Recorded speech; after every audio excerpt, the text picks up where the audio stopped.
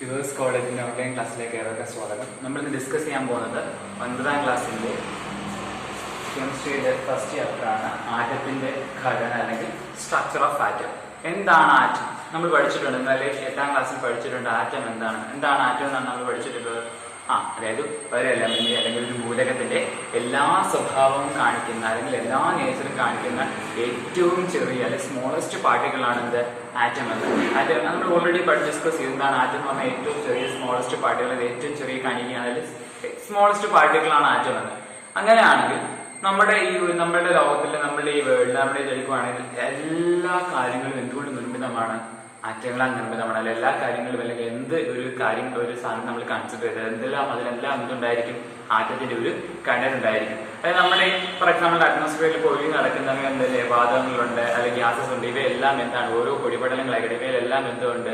എല്ലാം ഉണ്ട്. ഇവയിലെല്ലാം എന്ത് തന്നെയാണ്? ആറ്റങ്ങളാൽ നിർമ്മിതമാണെന്നാണ് നമ്മൾ പഠിക്കുന്നത്. നമ്മൾ ഓൾറെഡി പഠിച്ചിട്ടുണ്ട്, അല്ലെങ്കിൽ നമ്മൾ ഓൾറെഡി ഡിസ്കസ് ചെയ്ത് എന്താണ് ആറ്റം എന്താണെന്ന്. അതേപോലെ തന്നെ എന്താണ് മോളിക്യൂൾസ്. ആറ്റവും പഠിച്ചിട്ടുണ്ട്, പിന്നെന്തും പഠിച്ചിട്ടുണ്ട്, മോളിക്യൂൾ അല്ലെങ്കിൽ തന്മാത്രയും പഠിച്ചിട്ടുണ്ട്.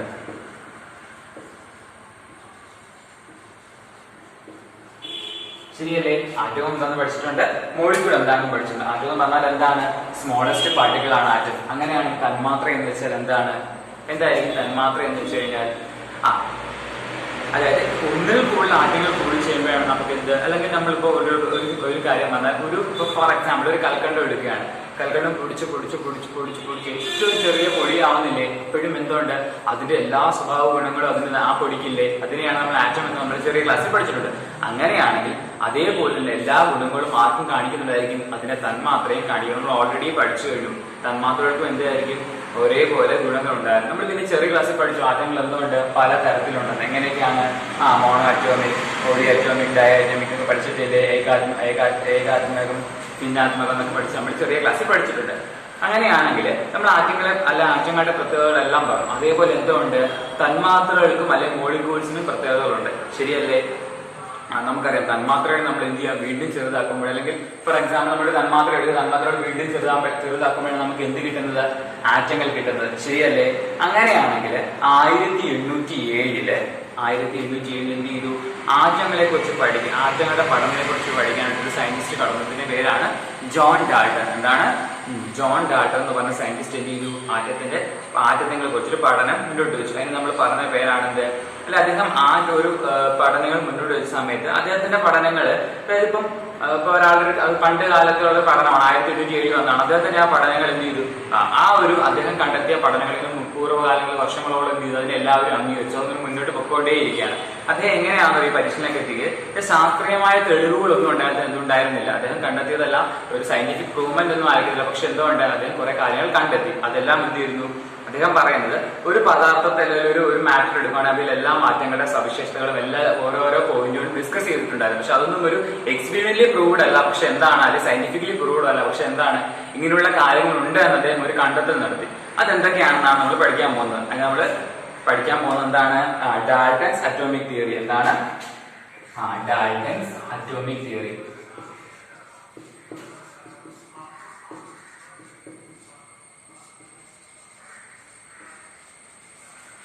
ഡാൾട്ടൺസ് അറ്റോമിക് തിയറി, അല്ലെങ്കിൽ നമ്മൾ എന്ത് പറയും? ഡാൾട്ടന്റെ അറ്റോമിക സിദ്ധാന്തം. എന്താണ്? ഡാൾട്ടന്റെ അറ്റോമിക സിദ്ധാന്തം.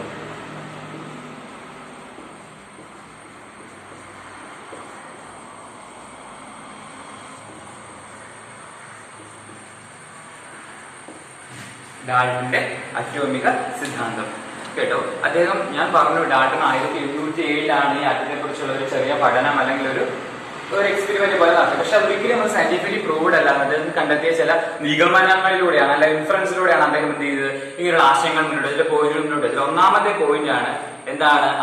എല്ലാ ദ്രവ്യവും നിർമ്മിച്ചിട്ടുള്ളത് ആറ്റങ്ങൾ എന്ന ചെറു കണങ്ങൾ കൊണ്ട്. അതായത് matter is made up of a very small particles are called atom. നമ്മൾ ഓൾറെഡി നമ്മൾ ചെറിയ ക്ലാസ്സിൽ പഠിച്ച അതേ സെയിം പോയിന്റ് ആണ് അദ്ദേഹം പറഞ്ഞതാണ്. ഒന്നാമത്തെ പോയിന്റ് എന്താണ്?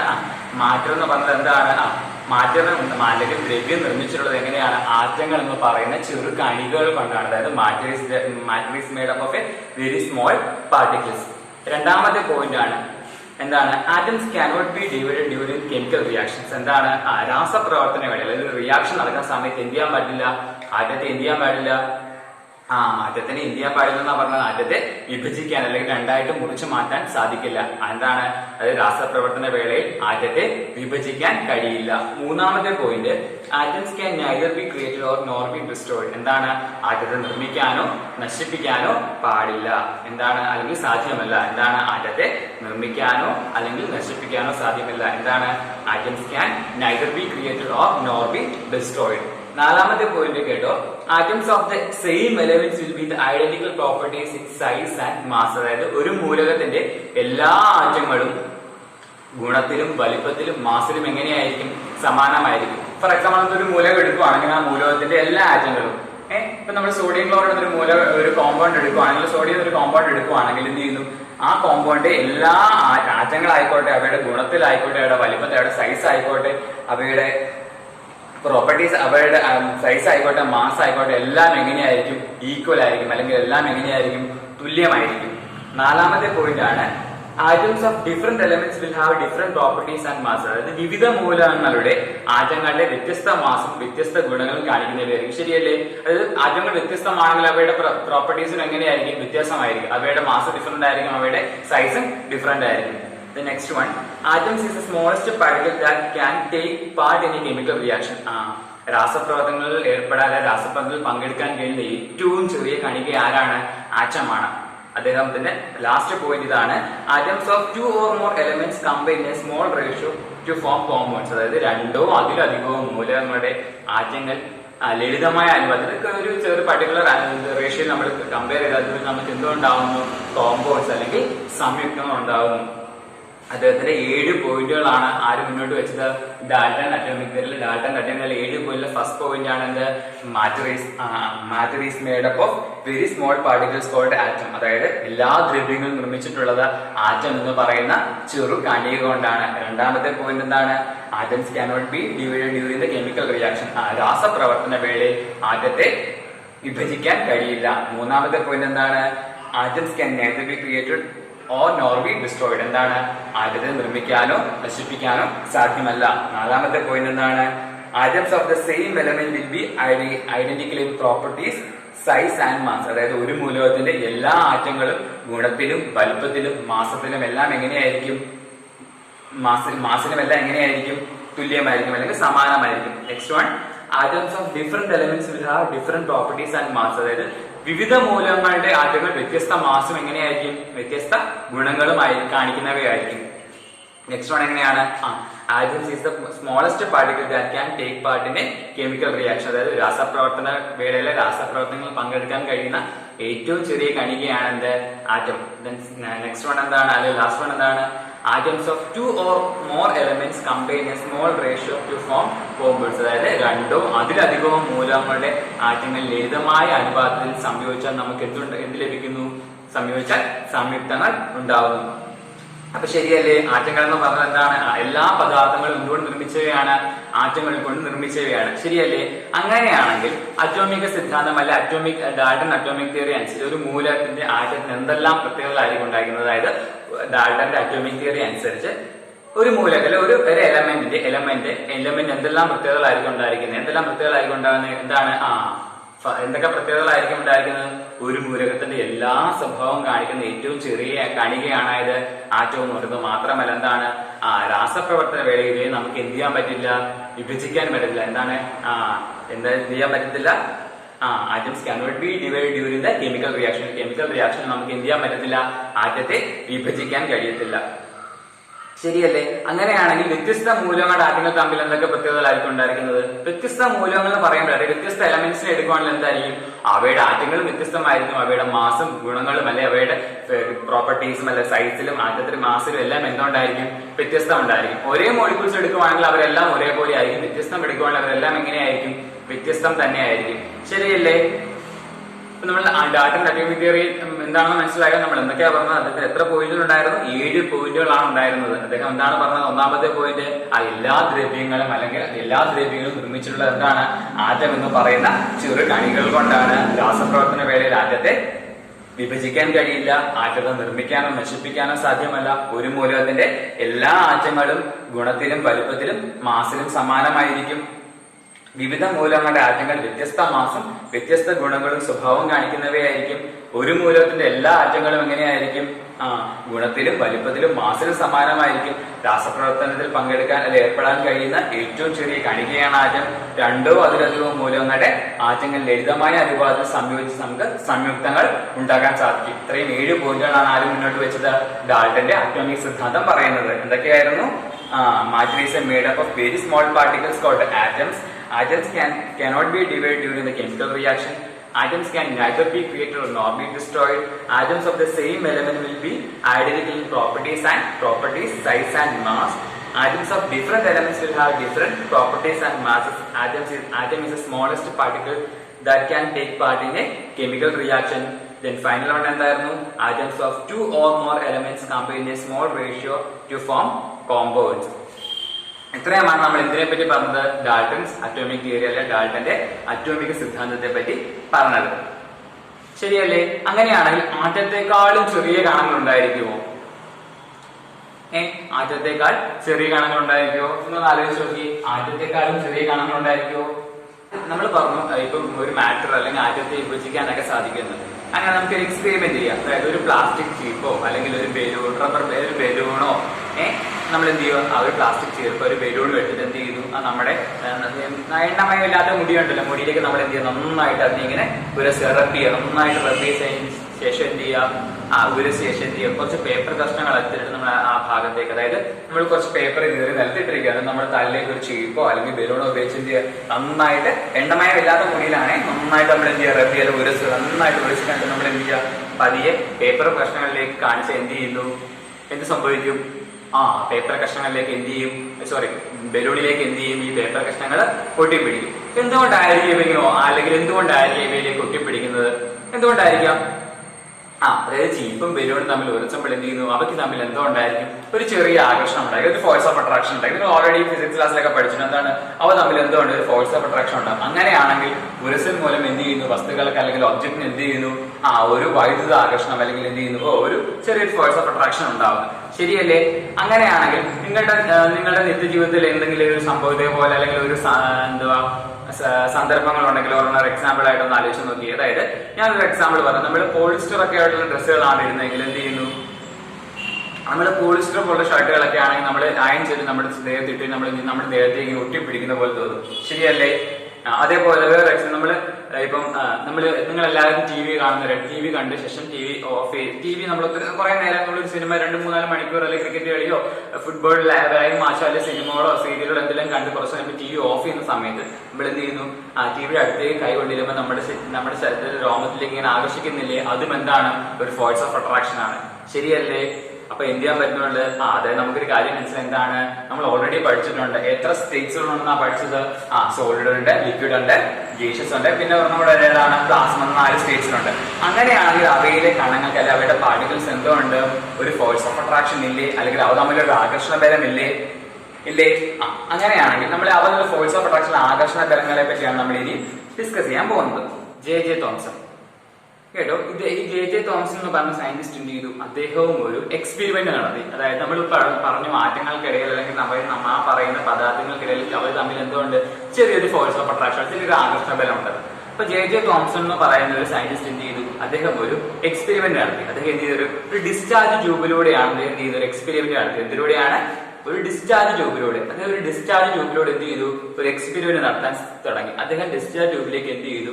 കുറെ രശ്മികൾ, അതായത് കുറെ റേസിന് എന്ത് ചെയ്തു? അതിലേക്ക് കടത്തി വിടുക. കടത്തി വിടുന്ന രശ്മികളുടെ പ്രത്യേകതയാണ് അതിലേക്ക് എന്ത് ചെയ്യുന്നു? അതായത് ഡിസ്ചാർജ് ട്യൂബിനെ കാഥോഡ് ആനോഡ് എന്ന് പറഞ്ഞാൽ കാഥോഡ് ഭാഗത്തേക്ക് എന്ത് ചെയ്തു? കുറെ രശ്മികളെ അല്ലെങ്കിൽ കുറെ റേസിനെ കടത്തി വിട്ടു. നെഗറ്റീവ് ചാർജുള്ള റേസ് ആണ് അതിലേക്ക് കടന്നു വരുന്നത്. അപ്പൊ അദ്ദേഹം അത് മനസ്സിലാക്കി. അതിലേക്ക് കടന്നു വരുന്നവയെല്ലാം എന്താണ്? ഒരു നെഗറ്റീവ് കണമുള്ള അല്ലെങ്കിൽ നെഗറ്റീവ് ചാർജ് ഉള്ളവയാണ് അതിലേക്ക് കടന്നു വരുന്നത്. അത് ഇവർക്ക് എന്തുകൊണ്ടായിരിക്കും? ഈ കടന്നു വരുന്ന റേസിന് എന്തുകൊണ്ടായിരിക്കും? ഒരു മാസം ഉണ്ടായിരിക്കും. അതേപോലെ എന്തുകൊണ്ടായിരിക്കും? ഒരു എനർജി ഉണ്ടായിരിക്കും. ശരിയല്ലേ? ഇപ്പൊ എല്ലാ പദാർത്ഥങ്ങളിലും അല്ലെങ്കിൽ എല്ലാ മാറ്റം നമ്മൾ എടുക്കുകയാണെങ്കിൽ അവയിൽ എന്താ ഉണ്ടായിരിക്കും? അതായത് നമ്മൾ പറഞ്ഞിട്ടുണ്ട്, നിങ്ങൾ പഠിച്ചിട്ടുണ്ട് ലൈറ്റ് ചാർജസ് ആർ അതായത് ഒരു പോസിറ്റീവും തമ്മിലാണ് അട്രാക്ഷൻ, പോസിറ്റീവ് നെഗറ്റീവ് തമ്മിലാണ് അട്രാക്ഷൻ, പോസിറ്റീവ് നെഗറ്റീവും തമ്മിലാണ് അട്രാക്ഷൻ.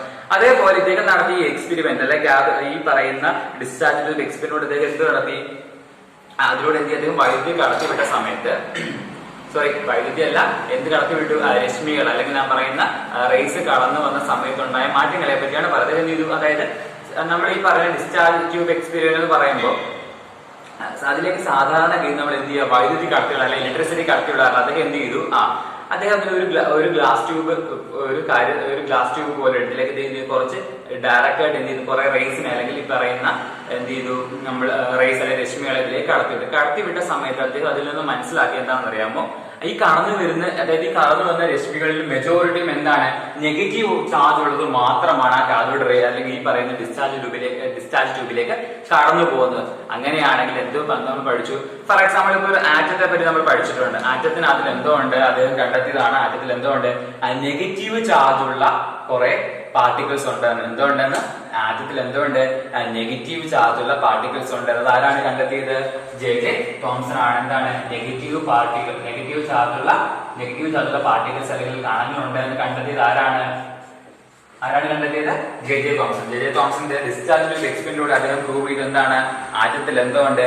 നെഗറ്റീവ് ചാർജ് ഉള്ള കണങ്ങളുണ്ട്. അവയുടെ പേരാണ് എന്ത്? ഇലക്ട്രോൺസ്. എന്താണ്?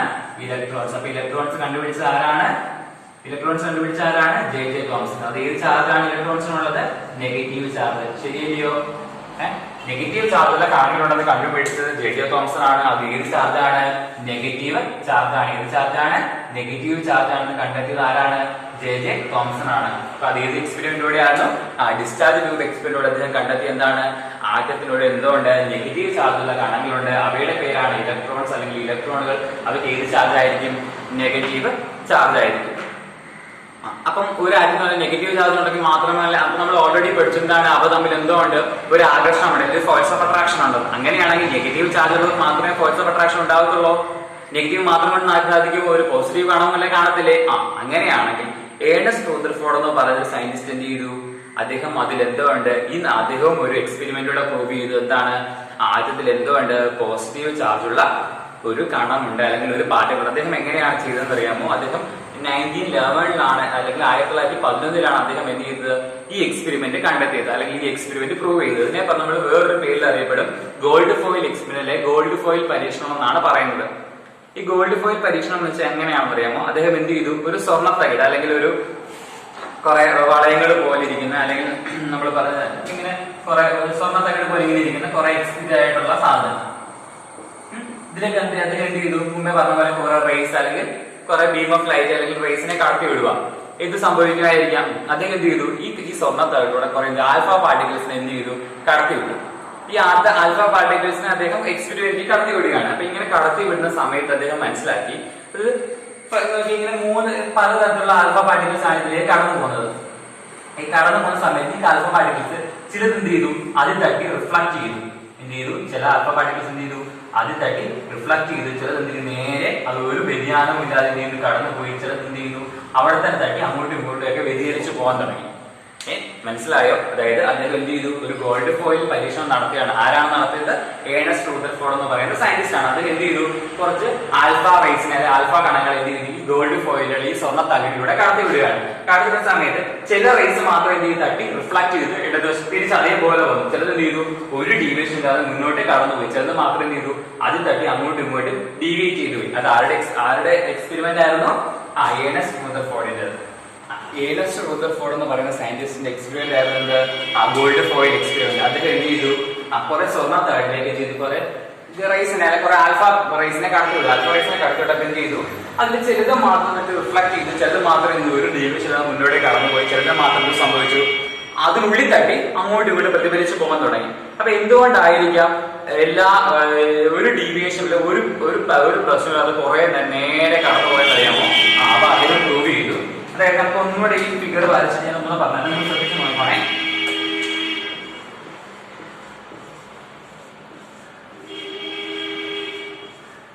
ഇതാണ് ഗോൾഡ് ഫോയിൽ. നോക്കി, ഇതിൽ അദ്ദേഹം പ്രൂവ് ചെയ്തത് ആദ്യത്തെ റേസ് ആണ് കൺസിഡർ ചെയ്തു. ആദ്യത്തെ റേസിന്റെ ഇതിലൂടെ ഒരു ഡീവിയേഷൻ ഇല്ലാതെ കടന്നുപോയി. ഒരു ഡീവിയേഷൻ എന്ത് ചെയ്തു? റേസ് കടന്നു പോവാണ്. അപ്പൊ അദ്ദേഹം പറഞ്ഞു എന്തുകൊണ്ടായിരിക്കും ഇവ കടന്നു പോയത്? നമുക്കൊരു ചോദ്യമല്ലേ. അതായത് ഒത്തിരി റേസ് കടന്നതിൽ എന്ത് ചെയ്തു?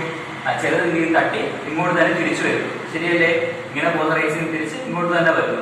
ചിലത് എന്ത് ചെയ്തു? ഇവിടെ തട്ടി അകത്തേക്ക് ഡീവിയേറ്റ് ചെയ്യുന്നു അല്ലെങ്കിൽ ഇവിടെ തട്ടി അങ്ങോട്ടും ഇങ്ങോട്ടും എല്ലാം പോകുന്നു. എന്തുകൊണ്ടായിരിക്കാം ചില ഡീവിയേഷൻസ് അല്ലെങ്കിൽ ചില ആൽഫ റേസ് ഒരു പ്രത്യേകത ഒരു മാറ്റവും ഇല്ലാതെ മുന്നോട്ട് കടന്നുപോയത്? അദ്ദേഹം കണ്ടെത്തി എന്താണ്, most of the space in atom is empty. അതായത് ഇതിനുള്ളിലെ ആറ്റത്തിന്റെ മുഴുവൻ ഭാഗവും എങ്ങനെയാണ്, ശൂന്യമായതുകൊണ്ടാണ് എന്ത് അവർക്ക് ഒരു ഡീവിയേഷൻ ഇല്ലാതെ ചില ആൽഫ റേസ് കടന്നുപോയത്.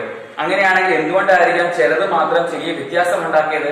എന്തുകൊണ്ടായിരിക്കാം? അല്ലെങ്കിൽ ചില ആൽഫ പാർട്ടിക്കിൾസ് ഡീവിയേറ്റ് ചെയ്തില്ലേ, അകത്തിരുന്ന് അങ്ങോട്ട് ഇവിടെ വെട്ടി തിരിഞ്ഞില്ലേ, അത് എന്തുകൊണ്ടായിരിക്കാം എന്നാണ് അദ്ദേഹം പറഞ്ഞത്.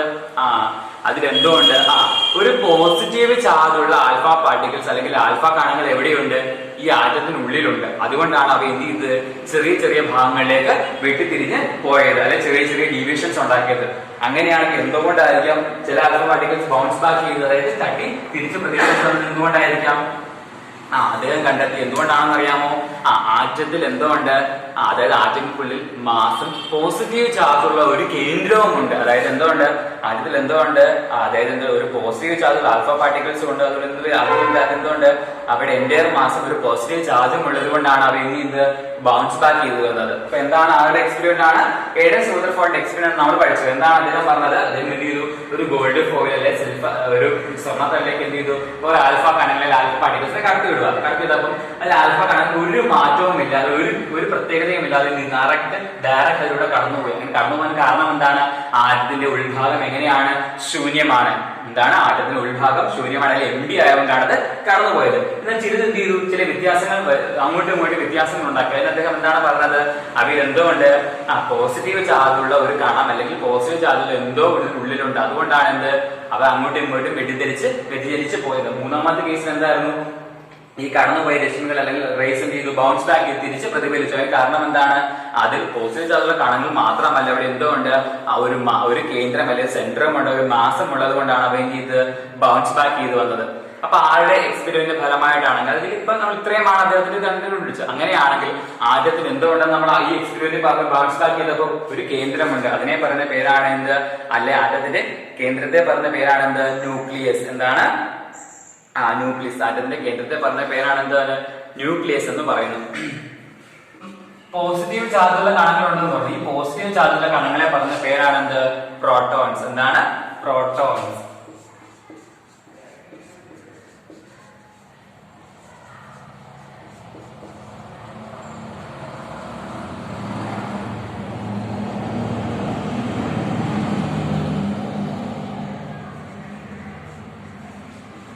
പ്രോട്ടോൺസ്. എന്താണ്?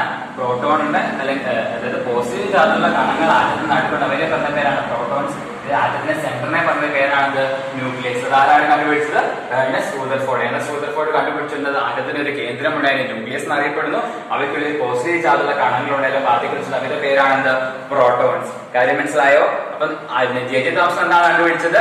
ആദ്യത്തെ നെഗറ്റീവ് ചാർജുള്ള പാർട്ടിക്കിൾസ് ഉണ്ട്, അവർക്ക് ഏത് പേരിട്ടും ഇലക്ട്രോൺസ് എന്ന്. റൂദർഫോർഡ് എന്ത് ചെയ്തു, ആറ്റത്തിന്റെ കേന്ദ്രമുണ്ട്, അതിന് ന്യൂക്ലിയസ് എന്നും. ആറ്റത്തിൽ എന്തുകൊണ്ട് പോസിറ്റീവ് ചാർജുള്ള കണങ്ങളുണ്ട്, അതിന് ഏത് പേരിൽ അറിയപ്പെടുന്നു?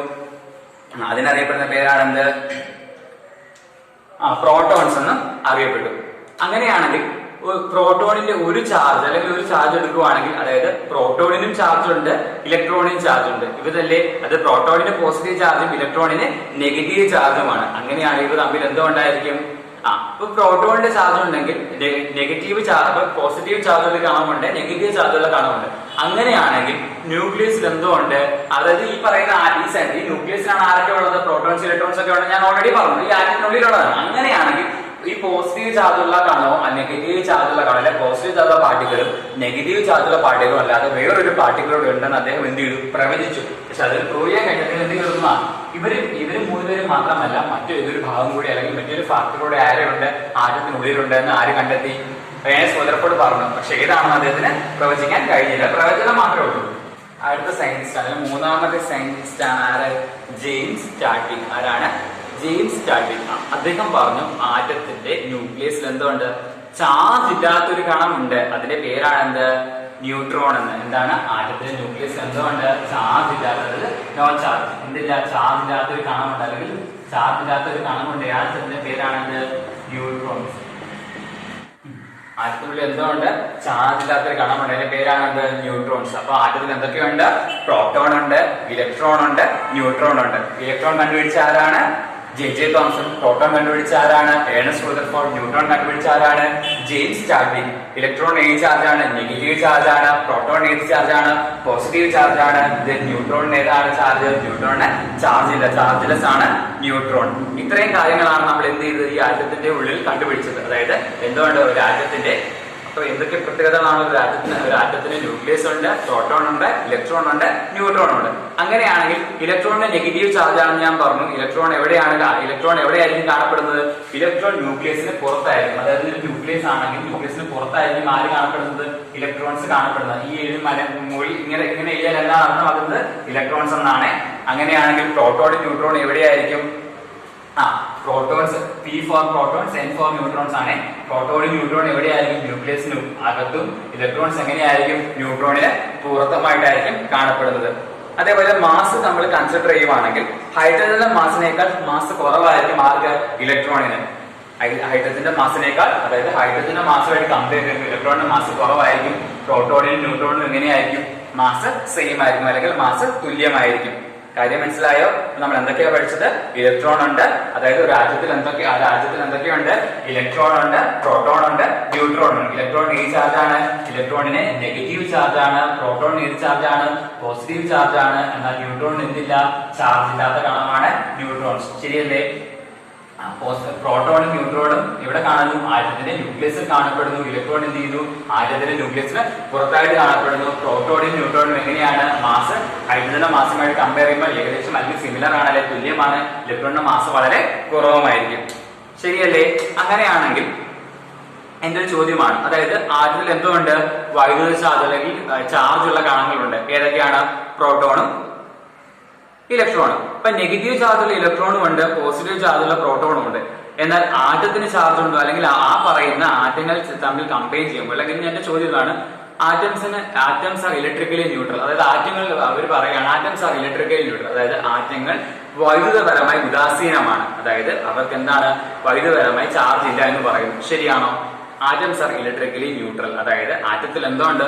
പോസിറ്റീവ് ചാർജുള്ള പ്രോട്ടോൺ ഉണ്ട്, നെഗറ്റീവ് ചാർജുള്ള ഇലക്ട്രോൺ ഉണ്ട്, ചാർജ് അത് ന്യൂട്രോണും ഉണ്ട്. എന്റെ ചോദ്യം ഇതാണ്, ആറ്റംസ് ആർ ഇലക്ട്രിക്കലി ന്യൂട്രൽ. അതായത് ആറ്റങ്ങൾ വൈദ്യുതപരമായി ഉദാസീനമാണ്. അതായത് ആറ്റംസ് ആർ ഇലക്ട്രിക്കലി ന്യൂട്രൽ, അല്ലെങ്കിൽ ആറ്റങ്ങൾ വൈദ്യുതപരമായി ഉദാസീനമാണ്. അതായത് ആറ്റങ്ങൾക്ക് ചാർജ് ഇല്ല. ഇത് ശരിയാണോ തെറ്റാണോ എന്റെ ചോദ്യം. അതായത് ആറ്റംസ് ആർ ഇലക്ട്രിക്കലി ന്യൂട്രൽ, അതായത് ആറ്റങ്ങൾ വൈദ്യുതപരമായി ഉദാസീനമാണ്. അതായത് ആറ്റങ്ങൾക്ക് ചാർജ് ഇല്ല. കാരണം എന്താണെന്ന് അറിയാമോ?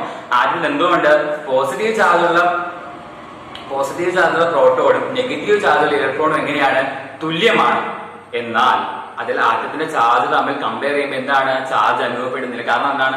ആറ്റത്തിന്റെ പ്രോട്ടോണിന്റെ ചാർജും ഇലക്ട്രോണിന്റെ ചാർജും എങ്ങനെയാണ്?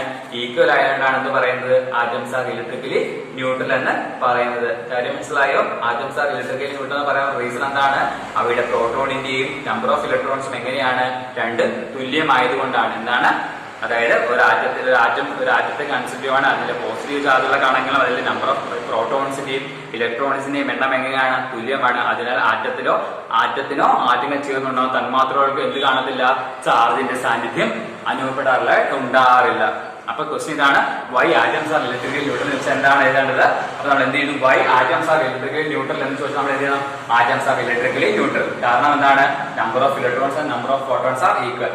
കാരണം എന്താണ്? അതായത് ആറ്റത്തിലെ ഇലക്ട്രോണുകളുടെ എണ്ണവും പ്രോട്ടോണുകളുടെ എണ്ണവും തുല്യമാണ്. ഇലക്ട്രോണിന് ഏത് ചാർജ് ആണ്? നെഗറ്റീവ് ചാർജ് ആണ്. പ്രോട്ടോണിന് പോസിറ്റീവ് ചാർജ്. ഇവർ രണ്ടുപേരും കമ്പൈൻ ചെയ്യുമ്പോൾ ഈക്വൽ ആണ്. അതിനാൽ ആറ്റങ്ങൾ ചേർന്നുണ്ടാവുന്ന മോളിക്യൂൾസിനോ അല്ലെങ്കിൽ തന്മാത്രക്ക് എന്തുണ്ടാവില്ല? ഒരിക്കലും ചാർജ് ഉണ്ടാകാറില്ല.